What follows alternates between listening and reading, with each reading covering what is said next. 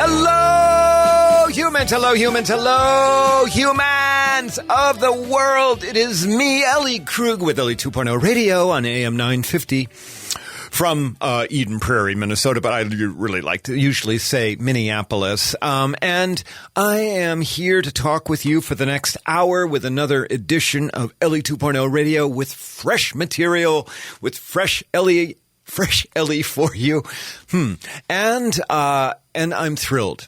I'm thrilled to give you some normalcy, okay? Yeah, I think the word virus is going to come up once or twice in this show, but let me tell you, that's not our focus. I just want to give you some normalcy about idealism and idealists and all that kind of stuff. And so we have a really great show, as I said. The big interview is with a woman named Diane Muntean from Steamboat Springs, Colorado. You may remember I went out to Steamboat Springs last fall to help them launch a community-wide program around human inclusivity. You're going to like listening to Diane. She has a lot of energy. And in my C block, I'll talk about my idealism. But let's begin with an anniversary we're just past. Now, if I was really on the ball, I'd be having talked about this last week, but I'm not on the ball, okay? So last Wednesday on April 22nd, it was Earth Day. Not only that, it was the 50th anniversary of Earth Day. And I want to talk about that, and I want to talk about one of the architects of Earth Day. And much of what follows, not all, but much is from an April 20th New York Times piece by John Schwartz. The title of that piece is, quote, "The Profound Radical Message of the Organizer of Earth Day," unquote. All right, so the first Earth Day happened on April 22nd, 1970. That was a Wednesday, and I'm saying that for a reason, because 20 million people, almost 10% of the population of the United States at the time, 20 million people took part in the very first Earth Day. They did some kind of environmental activity, although back then it was called ecology. You may not remember that, but it was called ecology. Okay? And so you got 20 million people on a Wednesday, all right? Doing cleaning up, doing marches. There was even a mock trial of the automobile, okay, where the automobile lost in the trial and people smashed a sample car with sledgehammers. Now, let me just paint the picture a little bit better for you, because this was the time of the quote-unquote hippie, all right? We weren't even by, April 22nd, 1970, we weren't even a year past Woodstock or Stonewall. Stonewall riots where, the modern-day LGBTQ movement and revolution began. This day had such an impact that it led to terrific environmental change in the United States. Because of Earth Day, okay, because of the movement around environmental protection, Congress passed the Clean Air Act. It passed the Clean Water Act. Not that we have them a whole lot at present, but just stay tuned. That'll change. It'll go back to the way it was. And then they passed and created the Environmental Protection Agency. I mean, all because of Earth Day. And this happened long before there was understanding about climate change. The original first Earth Day, as I said, was about ecology and understanding man's role in the world compared to nature and animals. Today, in 2020, Earth Day was celebrated in 180 nations and making it the world's most widely observed secular holiday. The architect of Earth Day were two people. One was Wisconsin Senator Gaylord Nelson. Maybe someday I will do a piece about him as an idealist. But who I want to talk about is the other architect of Earth Day, who at the time was a 25-year-old college student by the name of Denis Hayes. Denis Hayes was born in Wisconsin, but at age 6 moved with his family to Camas, C-A-M-A-S, Washington, where his father worked in a paper mill. And I'm absolutely remembering what the 60s and 70s were like, because it was a time where industries ruled and they could do whatever they want to, and this paper mill in Denis Hayes' neighborhood or in his community was a major polluter. It discharged water into the local river, killed fish, it had air pollution that was so bad that it created acid rain, and damaged cars in the parking lot of the paper mill. In fact, they had to they installed a car wash at the end of the parking lot so people could wash off all of the acid and spew from the discharge pipes of the paper mill. Okay, Ellie, keep going. Okay. So Denis Hayes then graduated from a community college in Washington State, and then he attended Stanford. Along the way, he backpacked across the Middle East and Asia, and it was during one of those backpack trips where he realized that humans did not abide by the principles that govern the natural world, that govern animals and plants and all other things. And he realized that we were really killing the planet.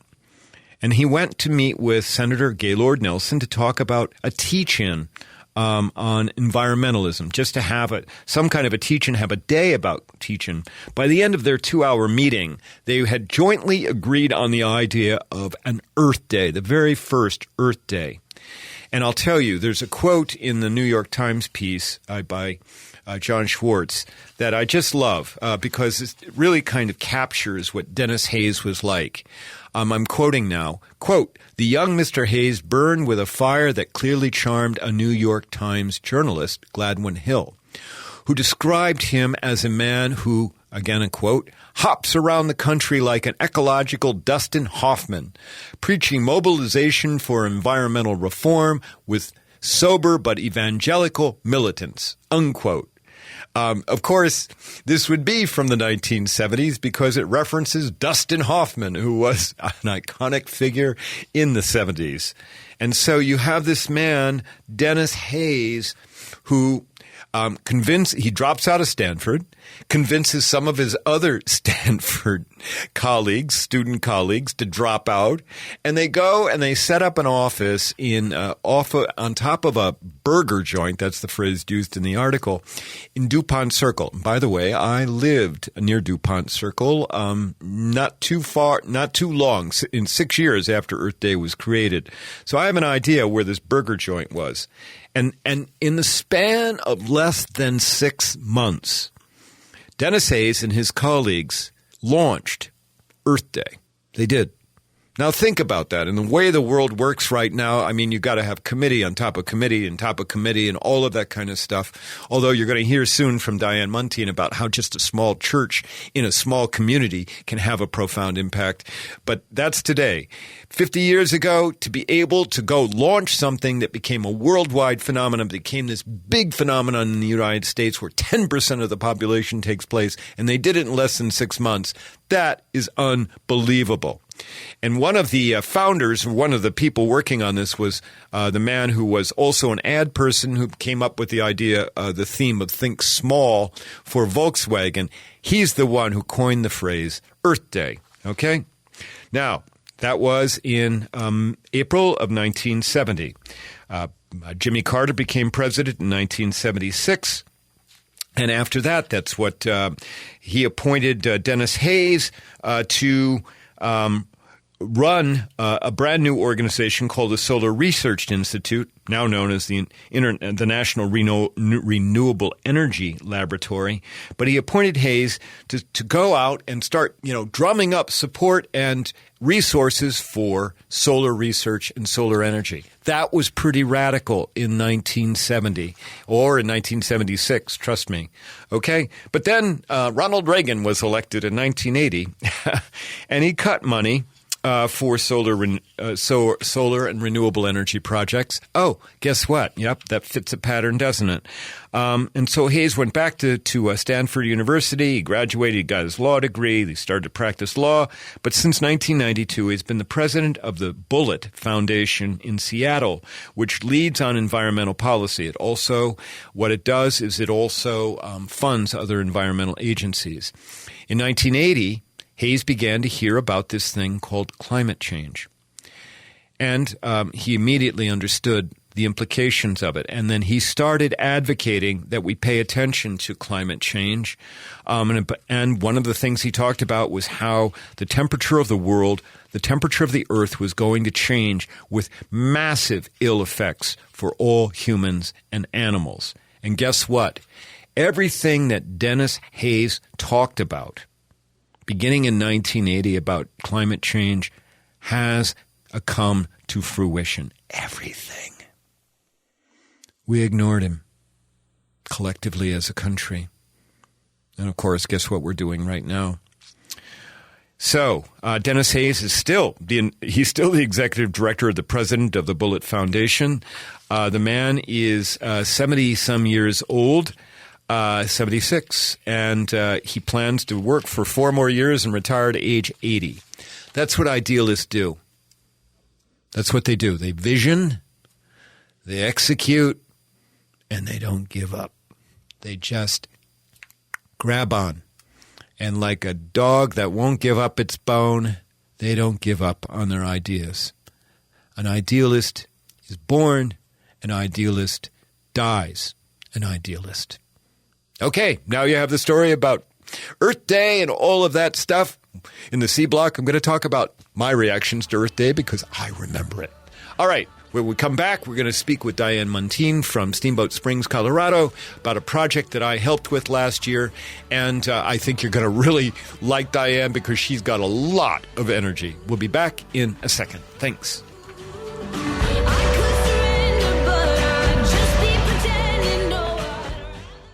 Brending Electrolysis on Grand Avenue in St. Paul has been a leader in permanent hair removal for people of all skin types and backgrounds for over 30 years, celebrating diversity and priding themselves on finding the right treatment plan for each client's individual needs, regardless of race or gender. Services include electrolysis, body waxing, facials, microneedling, and permanent makeup. Book your 60-minute complimentary consultation, including a 15-minute treatment today for beautiful, lasting results. Visit brendingelectrolysis.com. Did you know there's deconstruction funding available now for homeowners and contractors in Hennepin County? If you are embarking on a remodel or teardown this year, consider hiring Better Futures Minnesota's deconstruction crews instead of demolition.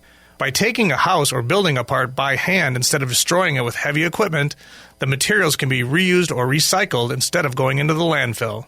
It is much more cost-effective and is a carbon-neutral solution. Go to betterfuturesminnesota.com and look under Business Services to learn more.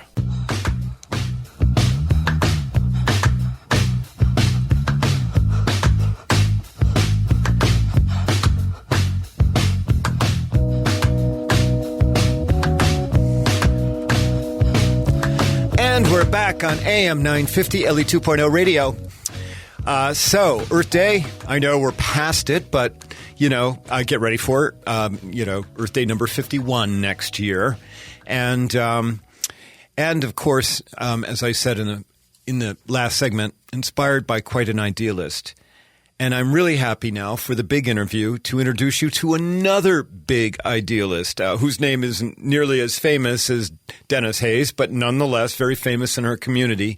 I have Diane Muntean here on the line. She presently lives in Steamboat Springs, Colorado. She holds a bachelor's degree in counseling from Pennsylvania State University. She has worked for a long time with her husband. They founded a company called Muntean Leadership Group where they consult and facilitate coaching and personal development leadership for various organizations like Microsoft and Verizon and Merck. And she's also very active in her community. She's on the United Way board for Routt County, which is where Steamboat Springs is located. And she's also very involved in the heart of Steamboat Methodist Church. Her personal mission is to help individuals create and live lives they passionately love. Diane, welcome to Ellie 2.0 Radio. Oh, it's a joy to be with you, Ellie. Oh, I'm really thrilled to have you. Now, we should set the stage a little bit better for the listeners. My longtime listeners know that I've talked about going to Steamboat Springs last September to do some, work around the community. And you and I got the chance to work on that project in Steamboat. In fact, you were one of the major architects of it, right? Correct. Yes. Oh. And what a day we had. Oh, well, we sure did. And you brought along a cooler with Diet Pepsi to keep me well hydrated the entire 14-hour day. So, Diane, all right. So let's first talk about what happened in Steamboat. How did it come about? Because a lot of this was instigated by the Methodist Church, the Heart of Steamboat, and what. Why don't you describe what the church set out to do and where it is now in that process? Okay, well, this process started 3.5 years ago when my husband and I were helping to guide the church in a visioning exercise. And we asked the congregation a question that I often use in corporate America. And it was, imagine that anything is possible and there are no limitations. If you had 4 wishes for our church and our church community, what would those 4 wishes be? So it was really encouraging members of the congregation to imagine a beautiful, amazing future.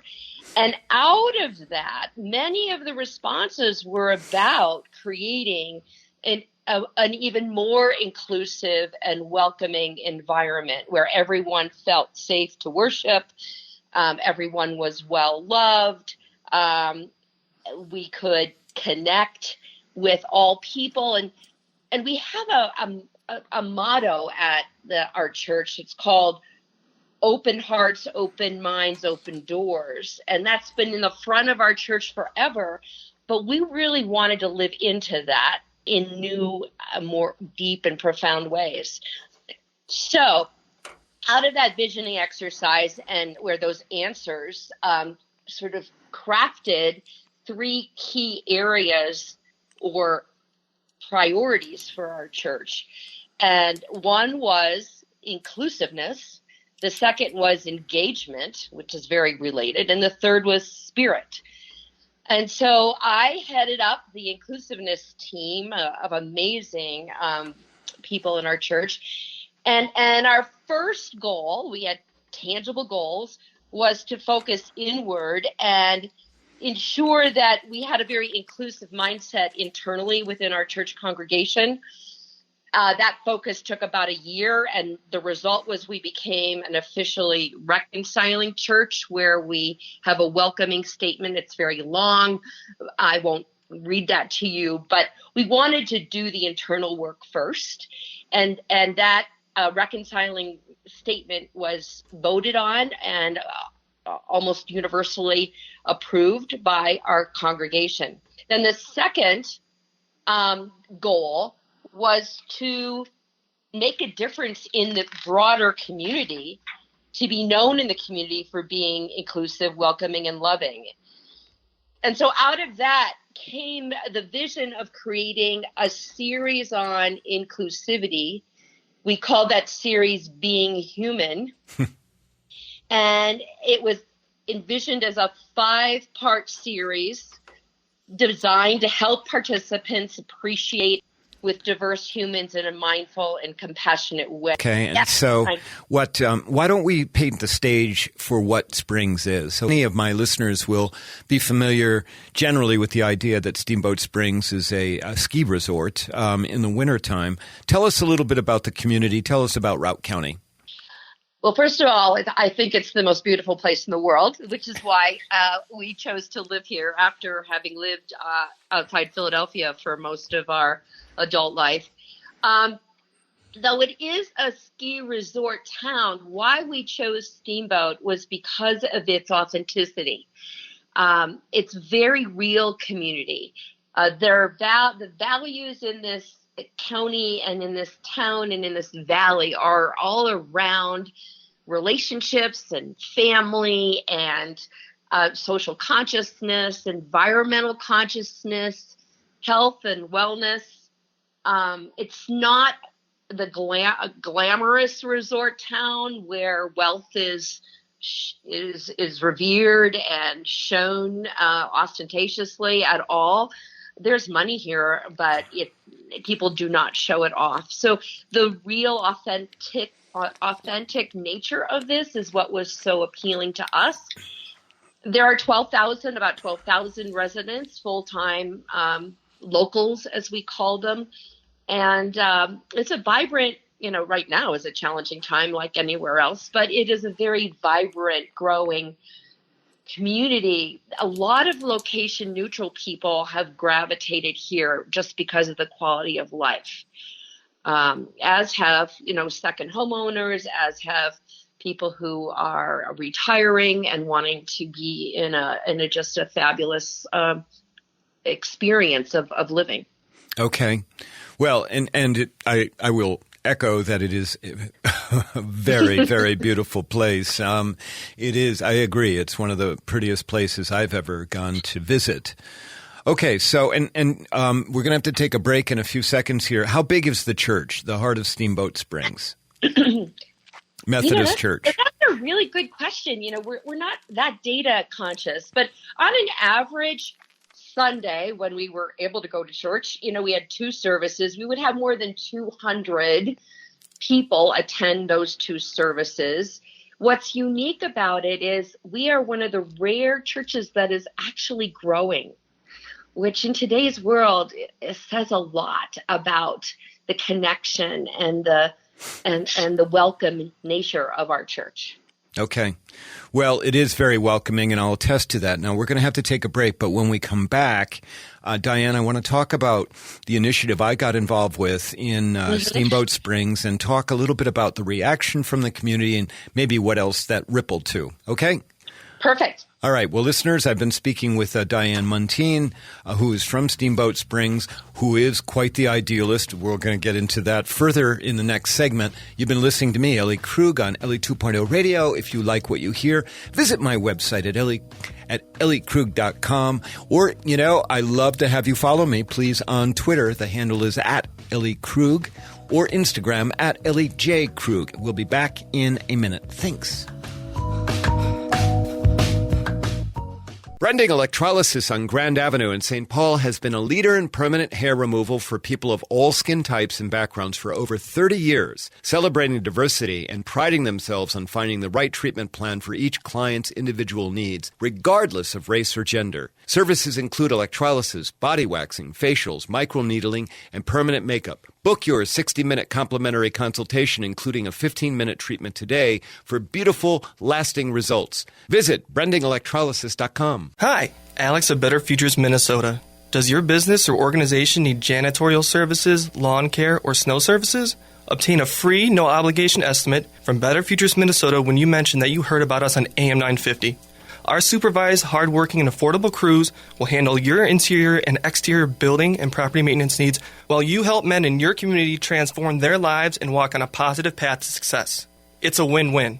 To learn more, go to betterfuturesminnesota.com under Business Services. How long till my soul gets it right? Will any human being ever reach that kind of light? I call on the resting soul of Galileo. And we are back on Ellie 2.0 Radio. All right, we've been speaking to Diane Muntean from Steamboat Springs, Colorado. Diane and I worked together last year on this wonderful, wonderful project that was launched by the Heart of Steamboat Methodist Church. So, Diane, before we took our break, you kind of laid the foundation about what Steamboat Springs is like as a community and what Heart of Steamboat Methodist Church was attempting to accomplish.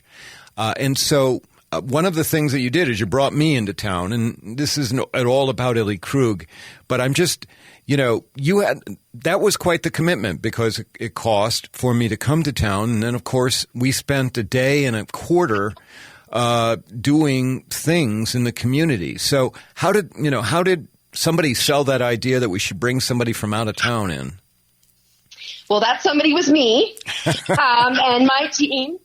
So when the word got out in the community, and in a community like ours, that can happen pretty quickly, that we were creating a Being Human series on inclusivity.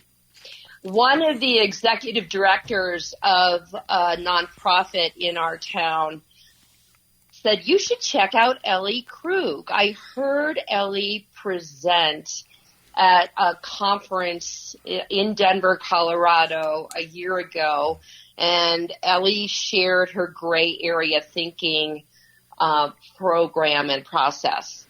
So I did my research, contacted you, Ellie, loved everything I read about gray area thinking, and said, this is the perfect session 1 to launch a multi-session, 5 or more sessions on being human with various groups of people who are other than us. Right. So of course, you and I talked, and it was about a $10,000 investment, and did not daunt me, being the idealist that I am, as you know. So I asked for support within the church and got about $5,000 of support there, and then talked to some organizations in Denver, and they contributed another $5,000. So I always knew money was not going to be the obstacle. And then we began to craft this very busy day that we had together. So do you want me to outline what that was like? Well, let me just summarize it quickly, because I want to get into the other elements of this Being Human program. So very quickly, I think you and I got together. You picked me up from my hotel at like 7:30 in the morning or something like that. We went to the high school and did 2 presentations for 400 high school students each about what it means to be othered and how to get past it. And then I think we did 3 great 2-hour gray area thinking trainings that day, as well as I met with students who were identified as gay and lesbian or transgender or non-binary after my presentation at the high school. It was about 14 hours, if I remember. And about 1,200 people heard your message, connected with your message across all of those sessions. So yes, 2 of those sessions were at the community college, and then 2 others were open to the general public. And we had, over 100 people at each of those sessions. Yeah, it was I was so touched by, first of all, by you and your passion, but also by, the leadership at the church, because I, sat and worked with the committee on a prior occasion where we did some planning. And so, all right, so we said it with gray area thinking, but you didn't stop there. That was the foundational. And then you have other themes that you went forward with. What were those? Right. So session 2 was about being human with our differently abled community members. So people from, with autism, with physical disabilities, and we worked with nonprofits and heard the stories of some of those individuals. So that was session 2. Session 3 was being human with our immigrant community members. And oh my gosh, we heard the journey of 7 immigrants ranging in ages from 12 to 80 who came from 7 different countries, came to Steamboat for unique, reasons, dreams, and visions of what life could be like. It was powerful. Can I just stop and jump in there? And what you are talking about is about storytelling and story listening. We're a society of storytellers and listeners, and people's stories grab us. They do. And we remember those stories. So I can understand it would be very powerful. Go on. It was very. Now, we were supposed to have session 4 in early May. That's being postponed to September because of the virus. But that session is going to be about being human with our economically struggling community members. And wow, how many people are economically struggling right now? So what a profound and appropriate topic to talk about. And again, we're working with local nonprofits who serve this community. And then in November, session 5 is going to be being human with our community members struggling with addiction and mental health issues. So that's the big picture plan, but I really want to emphasize that in every one of these sessions, Ellie, we built upon the toolkit that you provided us back in September with gray area thinking. Well, with your ARC acronym, and I'm sure you've talked about that. Awareness, risk-taking, and compassion. Yes, and that so warms my heart because, of course, it's about rippling to other humans. Right. Diane, now, so here's the unique thing, okay? And this is why I really wanted to have you on the show. It's a church, okay? Yep. And of course, it's a Methodist church, and we don't really need to get into the politics, but we know that there's been quite a division in the Methodist Church. I mean, here you are, your Methodist Church bringing in a transgender woman to do training for the community. I mean, that's quite symbolic and quite the statement. But you're a church and you've touched and reached thousands of people in this small community with this Being Human project. And I want to ask about reactions in the community, okay? Good and positive and maybe not so positive. But before we do that, okay? Because right now I know I have listeners who are like, how can I find out more about this Being Human project that Heart of Steamboat Methodist Church engaged in? If somebody wants to get, because you have a plan, you laid it out. This is what we were going to do, and to the extent that you can share that, with other people, because obviously that's more rippling in the world. Who would they contact? Where would they get? Who could they email or contact in some way to get that plan? I think probably the best person is to contact me, quite frankly. I am also a leader in another capacity in our church. So, Diane at MunteanLeadershipGroup.com. That's ridiculously long, I know. Or they could go on the heartofsteamboat.com website. So I think those are probably the best ways of connecting. And your last name is spelled Muntean, so it's Diane at MunteanLeadershipGroup.com. Group.com. There you go. Okay. All right. Now, we are actually starting to run out of time, but community reaction, positive and not so positive. Universally, lovingly positive. Oh. You felt it. Oh, absolutely. You felt it. We had great press coverage, as you know. There was no pushback at all from anyone that I came in contact with. Quite frankly, we're known, our church is known now as this amazingly welcome organization that welcomes all, loves all, believes in all. And we are a go-to organization. It doesn't matter that we're religious-based or not, for helping other groups embrace these principles as well. Well, and that's very important, okay, because people and organizations need to be shown the way.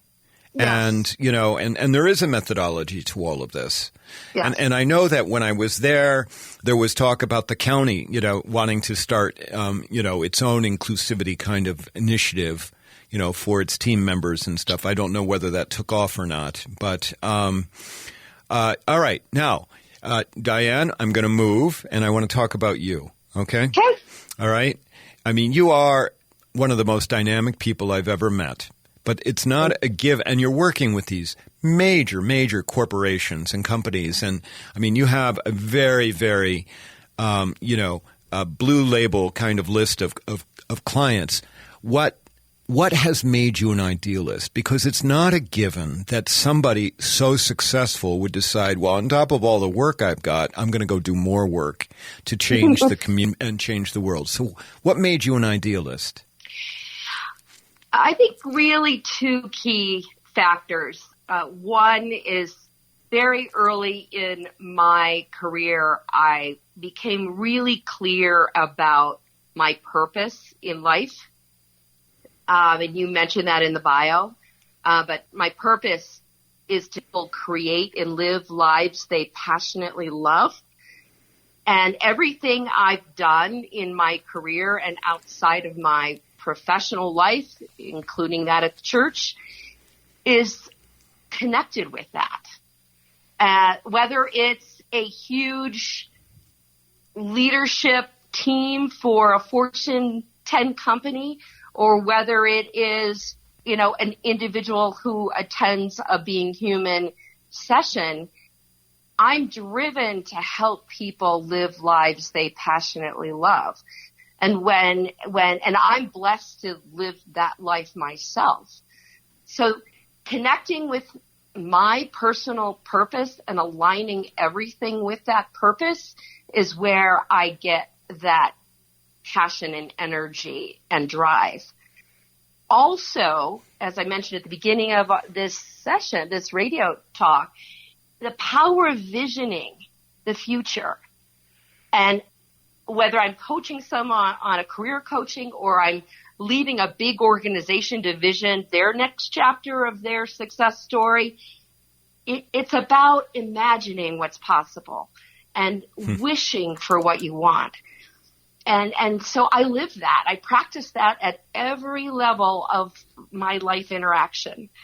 So purpose and vision is the short answer to your question. Well, it's interesting because in the segment that we just did about Earth Day, Earth Day all came about because a man named Denis Hayes sat with a senator from Wisconsin, and they talked about what would be possible about trying to focus the world on the environment. The word was ecology back then. And so it's the same idea what you're talking about right now. And this is something that idealists do, is that they have to be able to have kind of this view of how the world could be different. You know, and right now we're seeing that with the virus. All of the talk about what we're being reminded about how we're interconnected with each other, about how, people who no one thought were heroes before are now big heroes. I mean, of course, our nurses and our doctors, but our grocery store workers, and can we envision what the world will look like post-virus where those folks are respected and elevated in a different way?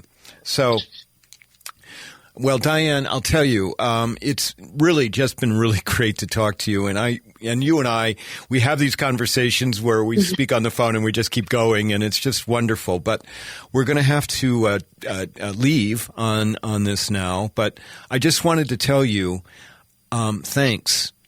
Thanks for being on the show, of course, but I really wanted to say thanks for what you're doing in Steamboat. I mean, I'm so grateful that you believed in my work and brought me out there, but I'm really, really grateful for what you and your colleagues at Heart of Steamboat Methodist Church and in the Greater Steamboat community really are trying to accomplish. I mean, you are a model.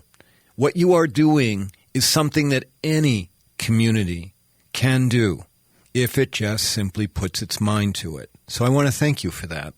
Well, thank you. And I would be delighted to help any community, any group, any organization, and share what worked for us. So, okay. Well, thank you.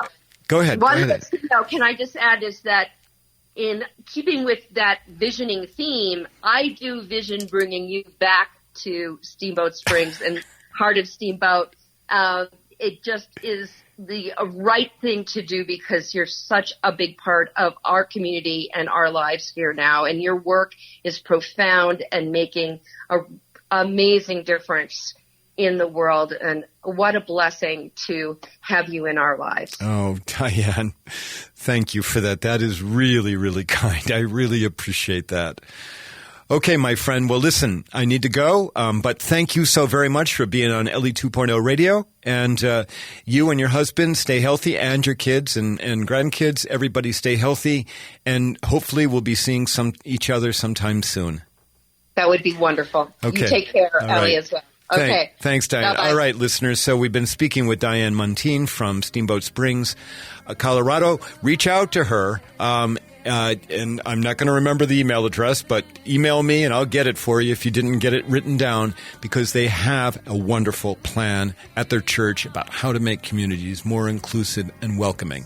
All right, you're listening to me, Ellie Krug at Ellie 2.0 Radio. I'll be back with my C block in a second.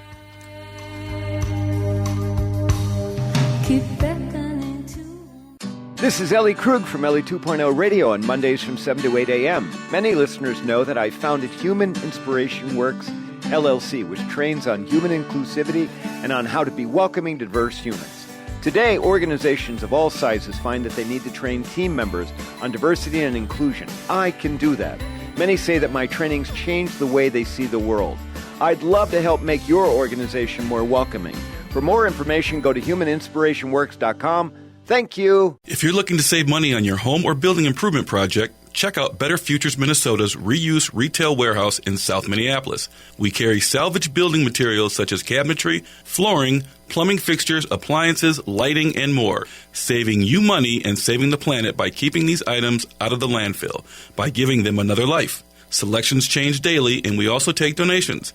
Go to betterfuturesminnesota.com and look under Reuse Warehouse to learn more. Let us know AM 950 sent you.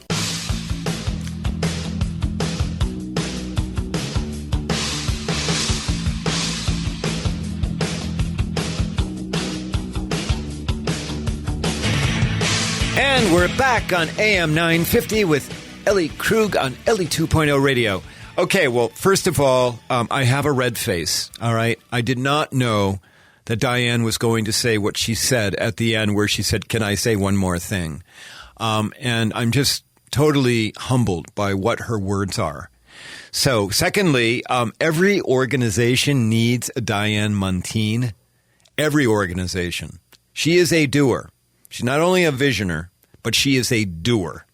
And every organization needs someone like her. They do.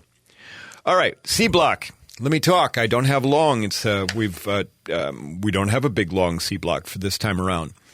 I remember the first Earth Day. Okay, I was a 13-year-old kid, 7th grader at Linmar Middle School. Linmar.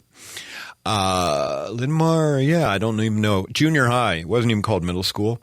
And remember, I said it was a Wednesday, so we were in school, but I remember, our science teachers got behind this, ecology day, okay, in Earth Day, and we went behind the school. There was a creek, and we went and we picked up litter and talked a little bit about the environment and all that kind of stuff. I don't know why I got it in my head, but I decided that I would fast that day, okay, that I would not eat.